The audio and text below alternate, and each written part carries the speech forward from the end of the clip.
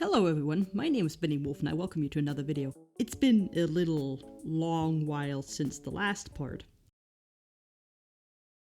However, to recap, with the help of a perchance generator, I got a random clan generated with 18 members, which were then designed in the previous 4 parts. 3 of the cats previously generated were Nightheart, Starling Pale, and Suitberry, 3 sisters who were said to be the clan's queens. And to make it a little fun, I decided to ask people to send in their cats to be the sire of the kids that will be part of the clan. This is also the moment where I will thank the 11 people that decided to submit their cats for this video, because I admittedly didn't think that many people would be interested, but I was wrong. Very wrong, in fact. So thank you very, very much for submitting your characters.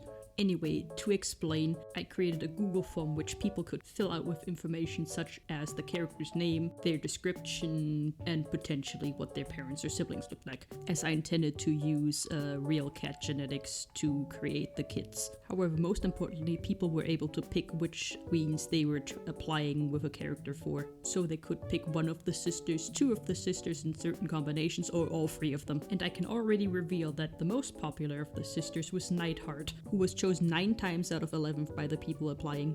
Since I'll be working with real genetics, I highly recommend you to check out Little Hungry Warriors, aka Murphy's series about cat genetics for writers and artists. Her videos are very insightful and you should definitely check them out. Since this video was 2 years in production, there's already one grave error on my past understanding of genetics, because it took me for the longest time to grasp that black and ginger are not on the same locus and instead are on completely different loci and are totally different alleles. So, yeah, I was stupid. Now I know better, but it will not affect the grand scheme of things in this case, luckily. Without much further ado, allow me to tell you which genes we're focused on. The B locus, the O locus, the D locus, the C locus, the A locus and its modifiers, the I locus, the L locus, and white spotting. Now to each genotype of our lovely sisters. I intended to read out all the genotypes, but then I realized I have to read out the genotype for several cats. Many cats, too many cats, so I'm not gonna do that. Any genotypes that will appear in this video will be pictured on the screen. I'm sorry, I really cannot read those out. It would kill me and my voice. Here is Suitberry's genotype, and her phenotype is a black mackerel tabby with white. Next up, Starling Pelt. Her phenotype is a black spotted tabby with white. And lastly, Nightheart. Her phenotype is a blue spotted tabby with white. Yes, I know the stripes pictured on her are black, but artistic liberty. And with our bachelorettes out of the way, we can finally move on to our suitors. Our first lovely gentleman was submitted by Zestmaster Lemon, and he goes by Cedar Stride. He is described as a large sandy-colored cat with faint mackerel tabby markings and long fur and yellow eyes. And he is dreaming big as he is trying to romance all 3 of our lovely ladies. And this is the genotype I decided to assign to him based on a few factors. With his stripes being described as faint, I figured that he was not actually a tabby cat, but rather a peak example of the O locus expressing stripes despite genetically not being a tabby cat. And since he's called Sandy, I decided to dilute his ginger into cream.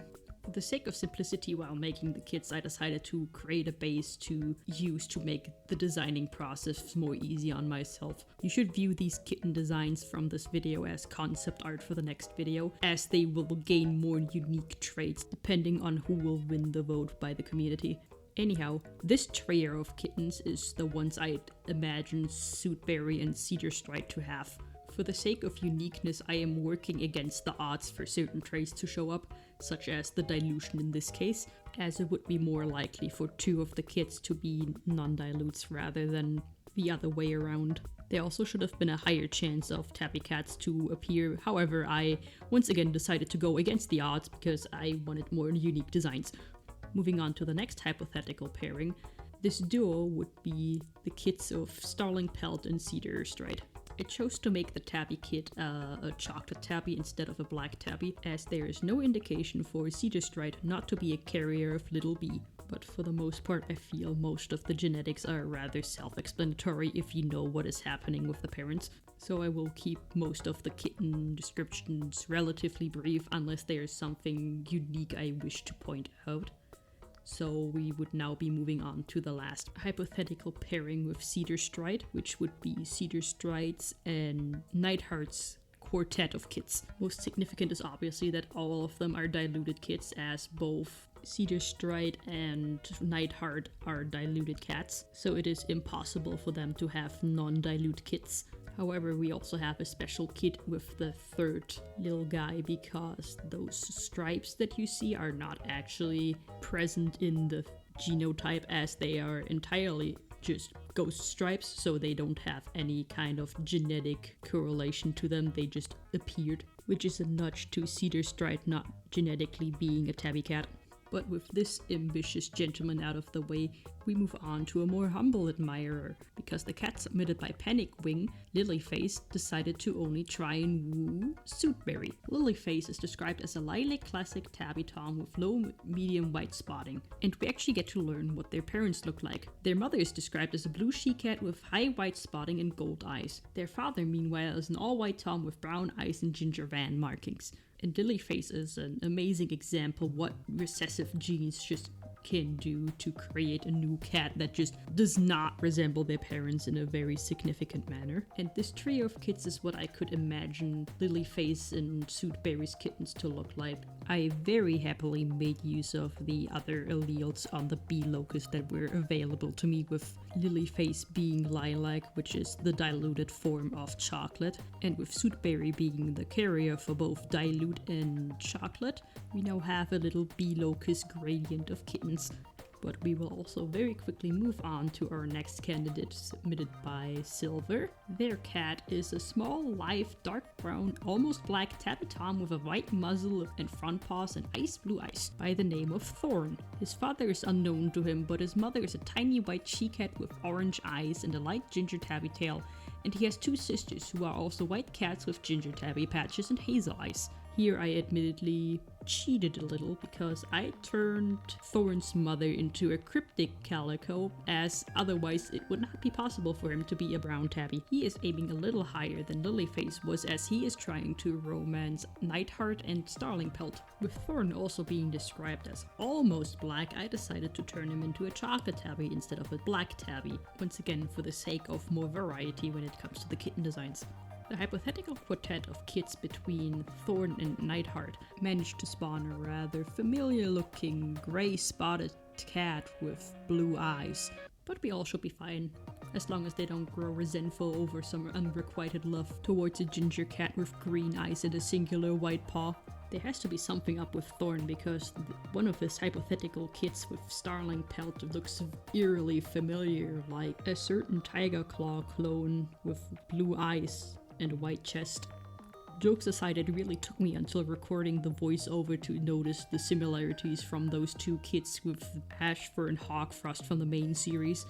Moving on to another one of Nightheart's many admirers, Rook was submitted by Cass539. He's described as lean, muscular, and a little on the shorter side. He's a solid black tom with a white spot above his nose, one on his chest, one on the tip of his tail, his front right paw, and his left ear tip. His siblings are two tuxedo cats, meanwhile his parents are solid black. With the power of recessive genes and artistic liberty on my side, I have decided to give Rook the recessive dilution gene, so the kits are not all just black tabbies or black cats. Instead, they are now also grey tabbies or grey cats with white. Moving on from our black to white gradient, we now meet Nightheart's fourth admirer, submitted by Blue Cinnamon Azalea. He is a small, long-haired, flame color point tom with sky blue eyes and a little bit of green in his left. Azalea's mother is described as a lanky, short-haired lynx point with light blue eyes. His father is a bulky, long-haired ginger tabby tom with one semi-folded ear and golden eyes. Meanwhile, his sister is a medium-haired cream point she-cat with light blue eyes and a kinky tail. Once again, I made great use of recessive genes that Nightheart carries, as it allowed me to turn some of the kits into color points like their father. And with Azalea also being a ginger cat, we also had the opportunity for tortoiseshell cats once more. The sixth admirer of our most favorite bachelorette is Dovefoot, submitted by Kiwi B. Dovefoot is described as a solid grey cat with long fur and a bit of white spotting on his feet and chest. Kiwi B also mentioned that Dovefoot is the type of guy that would want the best for his wife. His hypothetical kindle of kittens with Nightheart would be a whole lot of grey, maybe not quite 50 shades of grey, as I did sneak one lilac kitten in to break up the monotonous grey, but there wasn't a lot of things I could do in this case, except mess around with the amount of white spotting each kit expresses. A sixth suitor for Nightheart steps on stage and was submitted by Dogabyte. Coffee is a black cat with a white dot on his chest and green eyes. He has two completely black siblings, but we know nothing about his parents. I also just became aware that all of the kits are just purely black based. There's not even like variety within the black locus. It is just all black, black cats, black tabby with some white. But I don't think anyone has something against the black parade, especially when your name has Y in it, or not. But sometimes less is more. And it was also totally not a reflection of my mental state at the point I was designing these kits because... However, enough stalling. Challenger number 7 steps into the ring. Southberry submitted Reed Goose. He was described as a tall, light cream tomcat with black markings, a black tail, and blue eyes. With him being one of the cats that materialized into existence, and him also having a very bare-bone description, I decided to take a lot of creative liberties. I made him a tick tabby, very much aware that no other tabby marking will be able to fight off the dominance that is the tick gene, and I gave him this somatic mutation, which was definitely a cop-out because I am very aware that somatic mutation cannot be passed on to future generations. And we once more have various shades of grey, however, 2 of them at least are a little more diverse after being painted with a nice coat of O-Locus. After a long streak of sole attention for Nightheart, we have another gentleman with the hopes of winning 2 hearts. Starlingpelt joins her sister to hear out this proposal. Red Charge was sent by RayWolf40 and is a black and grey tom with badger-like markings and orange eyes. He is the spitting image of his father, and his mother is a silver tabby with green eyes. To aid with a more badger-like look, I made use of the inhibitor genes in his family, and with the inhibitor or smoke gene being dominant, 2 of Nightheart's kits express the silver or smoke gene as well, while the other 2 don't, as I decided to give Red Charge only 1 inhibitor allele he could pass on to his kits. Meanwhile, Starlingpelt only has 1 kit that expresses the silver gene. However, the other kit managed to materialize a little mustache marking. For our 10th admirer, Suitberry once more joins her sisters as well. Nami Namzi is introducing to us Keishan. He is an F1 Savannah cat, which means that he is the hybrid of a serval and a domestic cat. He mostly looks like a serval, but has a few traits that make him different from his wild counterparts, such as pointier ears, longer fur on his head that make him appear to have a beard, and hazel eyes. Keishan's mother is the serval in his bloodline, and his father is a Norwegian forest cat that is a classic cream tabby tom with a lighter underbelly, white gloves, and leafy green eyes. His first littermate is described as followed: a lanky, slender, black spotted and white torby queen with leafy green eyes, longer cheek, neck, and belly fur, large pointed ears with a partial bob tail. While his second littermate is a longer-haired blue classic and white tabby tomcat with a ruddy orange underbelly, a longer body, yet rounder, normal-sized ears. His legs and tail are the length of a normal cat's, and his eyes are green. Naminumi also was so kind to give me the genetics for Keisha so that I didn't have to make my own abbreviation of alleles and loci, while also offering a few pictures of other Savannah cats to help out with making kittens. In this case, we are also heavily ignoring the rules of hybridization, as male F1 Savannah cats are not fertile, so he would not be able to father any kids. However, we are working in the realm of a universe that has cats believing in a religion, so I believe there's nothing wrong with a little bending of genetics in this specific case, as we are also just giving him normal cat genetics despite being a hybrid. So for our interest, he's just a very serval-shaped cat. Most of the kittens Keisha will father will probably be very serval-shaped, with a few exceptions where his father's genes will probably shine through, but obviously each sister will have their own influence on how exactly these kittens will hypothetically turn out. These are Keisha and Nightheart's kits. These are Keishan and Starlingpelt's kits. And lastly, these are Keishan and Suitberry's kids. And now, the spotlight shines upon our final admirer. He is a humble one, for he has only chosen to vie for the attention of one of the sisters. Stefkin's sketch submitted Wolfcry, who is a grey and white tabby tom with large white paws and blue eyes. His sole interest lies with Suitberry. Since I am friends with Steph, I have quote-unquote secret knowledge about his genetics and was able to create his genotype without Steph having to submit any information about his parents or siblings. That is why one of the kittens is a color point, as both Wolfcry and Suitberry are carriers for the color point gene. And with that, we have all the kittens designed. In total, there's 56 kitten designs. There were supposed to be many more, as I initially planned for Nightheart to have 6 kittens, for Suitberry to have 4 kittens, and for Starling Pelt to have 3 kittens. Those were also all meant to be unique designs, but then I made the realization I was burning myself out, which is the main reason why this video took 2 years to make. Actually, almost 3 years. I am very sorry for the long wait, but it was just a very taxing task. I vastly overestimated my own abilities to keep up with my own expectations, so I wouldn't be too surprised if some of the people that submitted characters have changed their names, because I don't exactly have ways to contact them, but that also is my fault. So if any one of the people that submitted characters is watching, I would greatly appreciate if you reached out in whatever way, if it might be through DeviantArt, if it might be through YouTube, just whatever way is possible, as it will greatly simplify the process that is about to happen with the designs and kits.